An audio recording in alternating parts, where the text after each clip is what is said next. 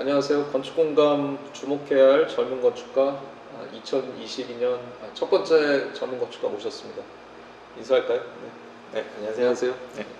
네, 저는 중원건축사 사무소 지금 대표로 있는 젊은 건축가로 이제 활동을 하려고 하는 김선형 소장입니다.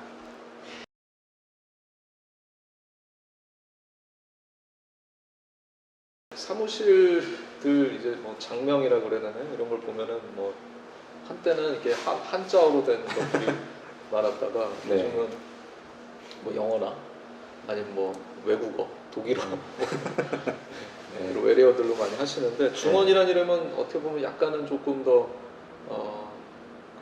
뭐랄까 고풍스러움이 좀 있는 것 같은데 네, 예, 맞습니다. 어떤 그 이름에 대한 뜻 또는 또 어떤 사무실의 어떤 뭐 역사 네. 이런 것들 설명해 주시면 네. 좋겠습니다. 저도 이제 처음에 들어와가지고 이름에 대한 고민을 되게 많이 했었는데요. 이거는 뭐 두 가지로 말씀드리면은 80년대 저희 아버지도 이제 건축을 하셔서 부친께서 처음에 사무실을 시작할 때 지으셨던 이름이에요. 그래서 이제 들어오고 나서 이제 그 이후에 뭐 학교로 가셔가지고 저희가 뭐 적극적으로 활동을 한 건 아니었지만 그 이름에 대한 고민을 처음에 들어와서 좀 하다가요.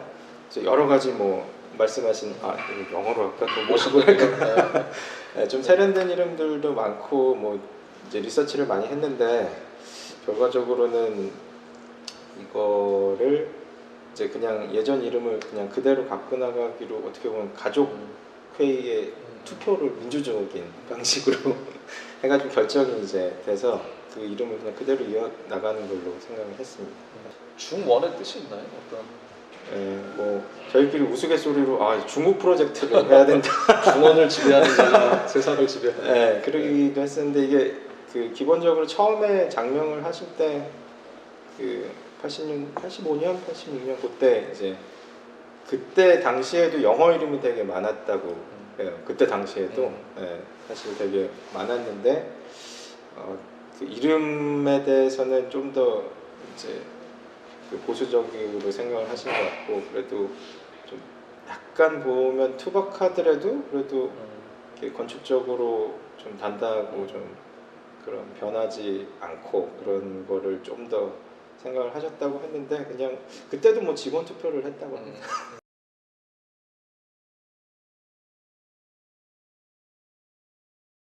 그 제가 하여튼 그 운영 철학을 보면서 가장 눈여겨보는 게 지속성이란 단어거든요. 네. 보통 이제 건축에서의 지속성이라 하면 뭐 여러 가지 의미가 있는데 어떤 서스테너빌리티에 대한 얘기를 하기도 하고 어떤 운영에 있어서 뭐 어떤 지속성에 대한 얘기를 하기도 하는데 근데 그런 의미의 지속성은 아닌 것 같아요. 그래서 굉장히 다른 의미의 지속성인데 이제 거기에 대해서 어떠한 이유 때문에 뭐 건축의 말씀하신 지속성 거기에 대해서 그런 키워드가 중요하게 됐는지에 대한 설명 부탁드리겠습니다.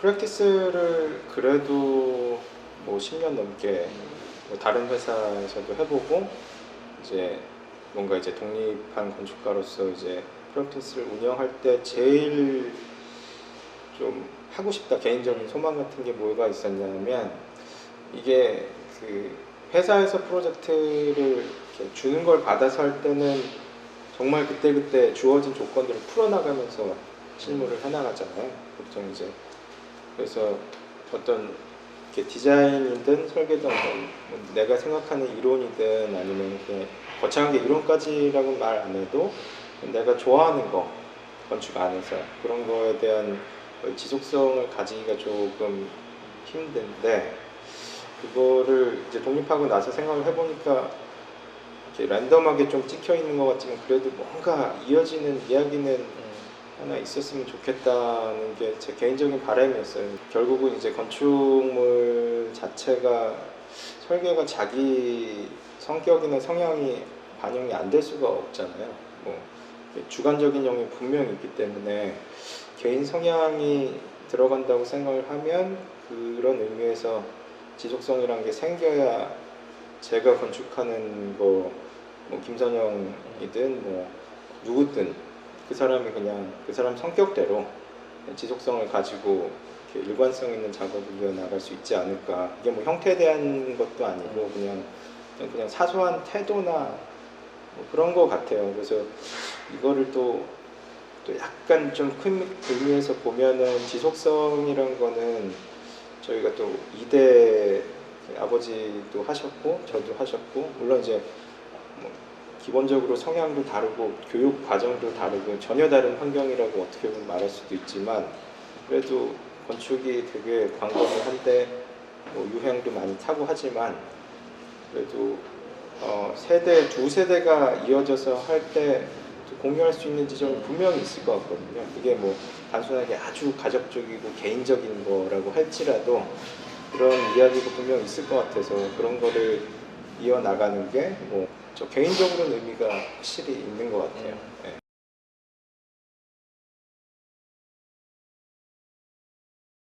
아버님께서 하셨던 프로젝트 중에 작업 중에 가장 뭐 기억이 나는 게 프라우스인 것 같아요. 네. 프라우스 맞죠? 네, 프라우스인데 맞습니다. 뭐 오늘 뭐 제가 그 소개해드릴 저희 지금 현재 저희가 인터뷰하고 있는 장소도 마찬가지고 이전에 하셨던 미국에 하셨던 타워 그 레지던스라고 해야 되나요? 타워하우스라고 해야 되나요? 프로젝트도 그렇고 어떻게 보면은 뭐 단지 이제 단순히 뭐 재료의 일관성뿐만 아니고 어떤 뭐 건축적인 측면에서도 프라우스랑 어떤 연장선을 만들 수 있을 것 같다는 생각도 없지 않아 들거든요. 프라우스는 뭐 처음 하신 건 아니지만 그래도 이제 시간이 꽤 됐기 때문에 이제 모르시는 분들도 많을 것 같아서 프라우스에 대해서 그냥 일단 간단하게 좀 말씀해 주실 수 있으신가요? 근데 그게 그 당시에 목구조는 목구조가 있긴 있었지만 제가 봤을 때 어떤 뭐랄까요 나름대로 이제 구조적으로 굉장히 고민을 많이 하신 프로젝트 같은데 그런 프로젝트가 그 당시에 많지는 않았을 것 같아요.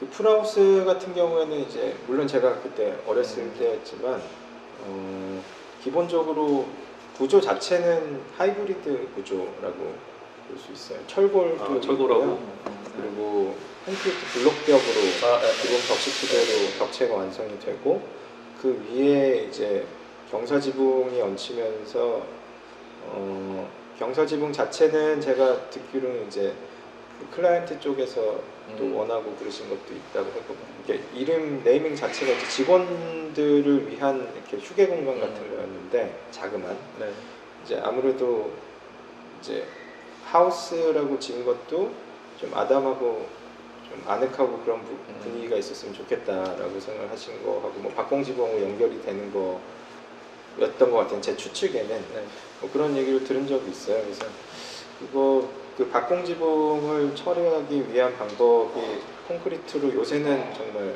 많이들 하시는데 기본적인 요구나 프로그램적인 요구나 뭐 그 시공상 아니면 이제 구축할 때 경사를 만들어야 된다. 경사진 판을 만드는 게 목조가 유리하기 때문에 그런 거를 다 종합적으로 사용해서 이렇게 판단을 해서 고려를 하셔서 그런 건물이 이제 나오게 됐는데 미국에서 목조 건축물을 거기는 워낙 일반화되어 있기 때문에 그거를 그냥 보고 맨날 옆에서 공사 현장 이제 동네에서 이루어지는 공사 현장들은 다 경골목 구조고 목조 자체가 훨씬 더 이제 미국에서 제가 실무한 기간이 훨씬 길기 때문에 그냥 문화적으로 그게 익숙한 것도 있었고 그 프로젝트가 결국 다시 이렇게 보게 되더라고요. 그래서 그런 거 차원에서도 지금 뭐 하고 있는 목조나 이런 게 좀 말씀하신 대로 지속성이란 게 좀 지속성이라고 하기엔 되게 멋있는